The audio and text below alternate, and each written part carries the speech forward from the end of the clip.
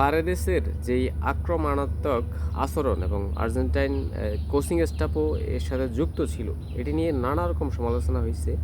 পারেদেসকে লাল card দেওয়ার কথা ছিল, যেহেতু ফিফা দেয়নি। পরে এই বিষয়টি নিয়ে ভুল স্বীকার করছে এবং এটি নিয়ে ইতিমধ্যে তদন্ত শুরু হয়ে গিয়েছে।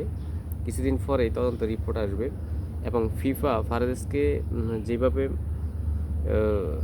এড়িয়ে গিয়েছে, যে তাকে লাল কার্ড দেওয়া হয়নি, এটি নিয়ে আসলে তারা দুঃখ প্রকাশও করছে।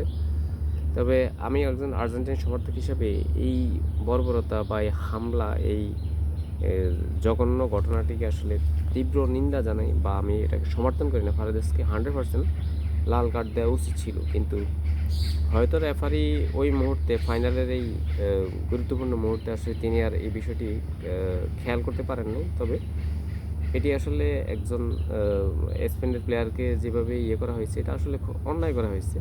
ফারদেস লাল কার্ড পাওয়ার যোগ্য। তবে ফিফা যেহেতু তার স্টেপ নিচ্ছে, তদন্ত শুরু করছে, তাহলে হয়তো ফারেদেস ক্লাব সহ আর্জেন্টাইন ফুটবলে লং টাইমের জন্য নিষিদ্ধ থাকার একটা সম্ভাবনা আছে।